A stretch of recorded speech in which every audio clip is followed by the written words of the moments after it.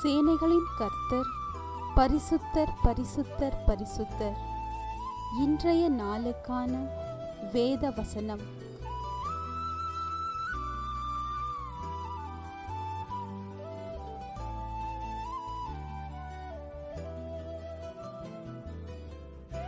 அவன் என்னிடத்தில் வாஞ்சையாய் இருக்கிறபடியால் அவனை விடுவிப்பேன். என் நாமத்தை அவன் அறிந்திருக்கிறபடியால் அவனை உயர்ந்த அடைக்கலத்திலே வைப்பேன். சங்கீதம் 91:14.